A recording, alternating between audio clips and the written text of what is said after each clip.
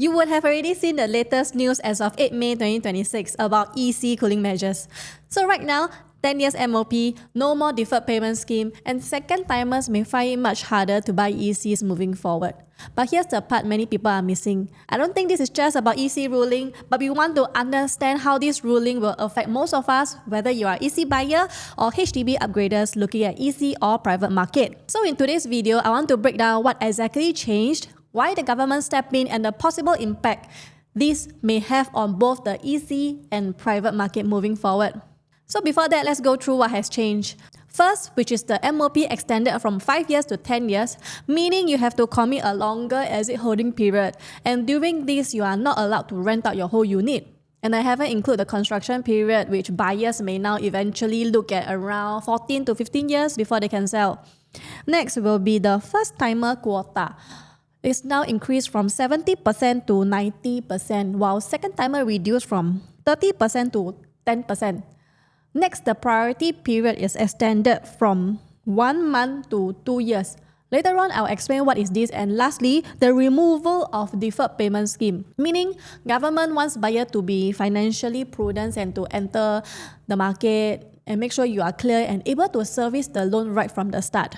So this is the full illustration of the extended MOP. These cooling measures only applies to EC sites that are acquired after 8 May 2026.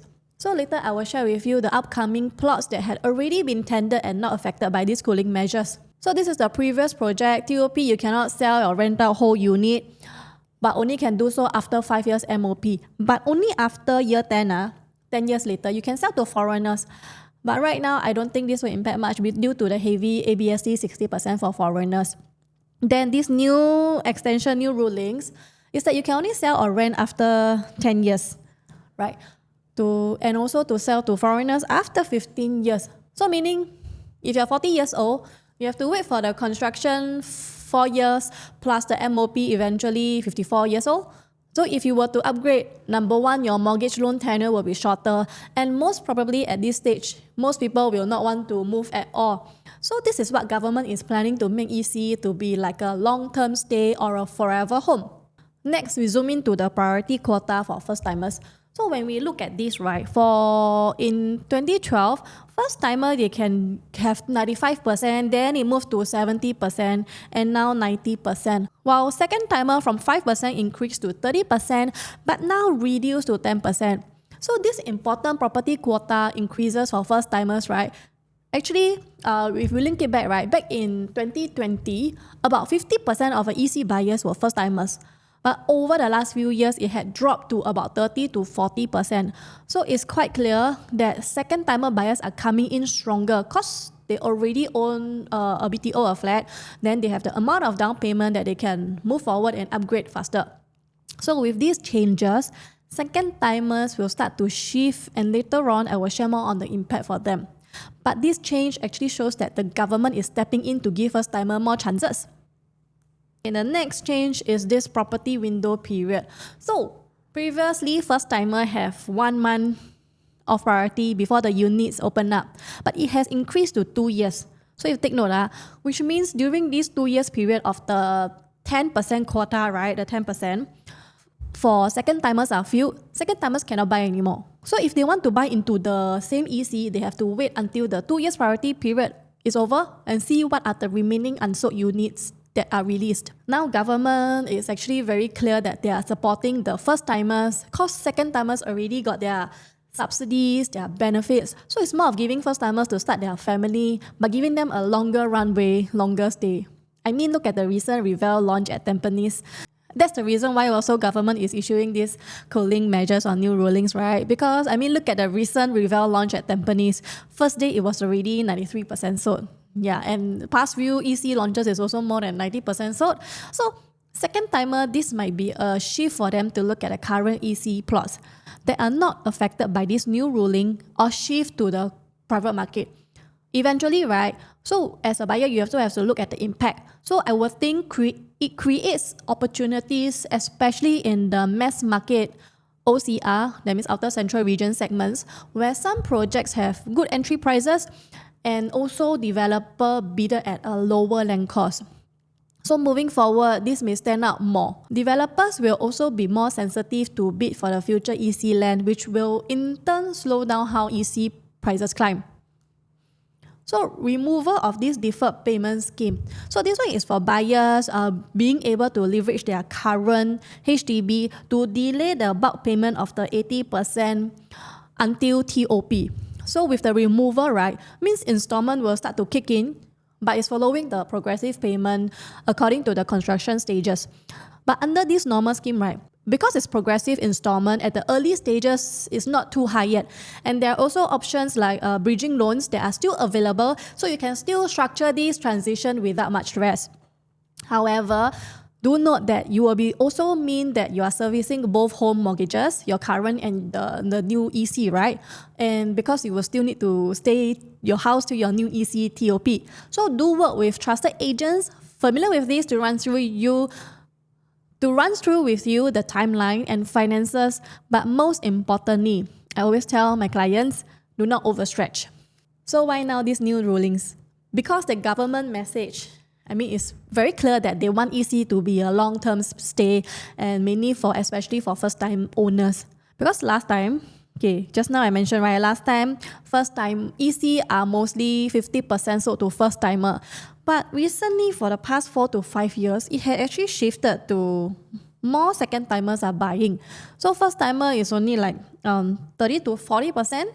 Because of this shift is due to the more buyers are leveraging on the EC to make a profit. This is the prices EC launched over the past few years from 2016 to 2026. You can see that it has climbed up pretty significantly, where the latest 2026, right, it had already crossed 1,800 per square foot, as mentioned earlier for the Revel EC, right? So instead of EC being a long-term home, many are using this as an upgrading or investment tool, especially investors. So this eventually makes the developers have more confidence, which is why EC launch price has also increased significantly over the past few years. So with this news, what are the impact on developers? With these changes, we are hoping that demand will start to shift and lead to developers bidding EC site more carefully.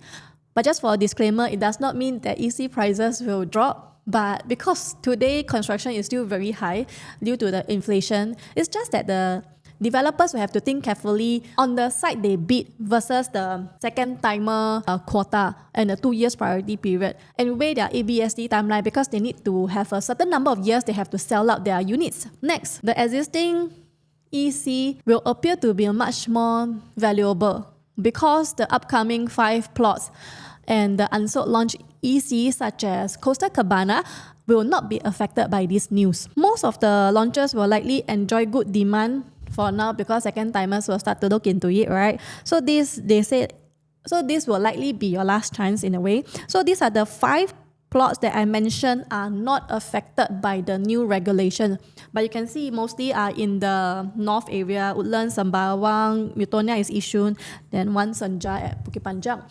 But I want to draw back on the second-timers because most buyers are waiting for EC and will be thinking that I can buy the next 5 plots that are not affected.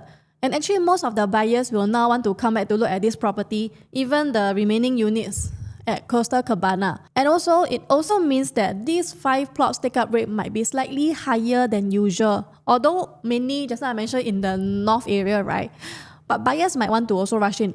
Because when these 5 plots are eventually sold out, buyers will start to have the new regulation effect that they are unable to buy any more EC. Alternatively, buyers will now look at projects that are nearer or closest to the EC prices. So we also have to think what will be the impact on all these new regulation, right? So if the second-timers are unable to secure the EC, where will they shift to next? Or even buyers now, they are reconsidering their options because of these new rulings. Because personally, I think the alternative buyers may now start looking at will be the private market projects that are priced closest to the EC.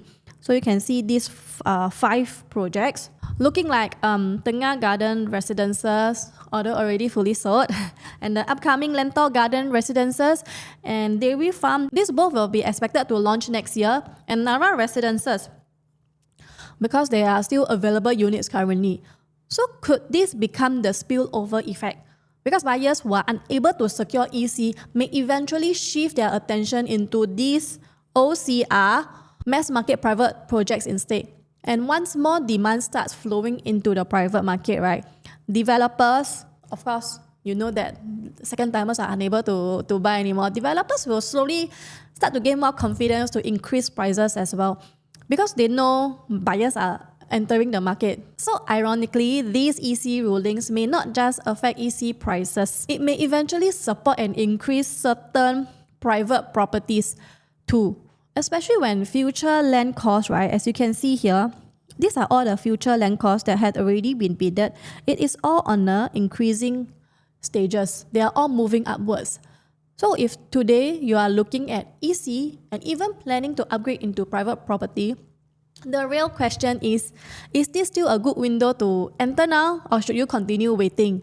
Because personally, looking at this, right, if you are already certain about upgrading, I will strongly encourage you to seriously assess your options earlier rather than later, as this transition window may not stay open for very long. And if future private launches continue coming in at the higher land costs, buyers may eventually end up paying a much higher entry price later on. Of course, there are still many other market factors that may affect prices moving forward, but this is one of the key impacts I personally foresee from these new EC rulings. So here's my contact. So if you're looking at ECs, planning to upgrade, or even wondering how these changes may affect your next move, feel free to reach out to me for a discussion, and I'm happy to help you break down your options and timeline properly based on your situation. And I'll see you soon.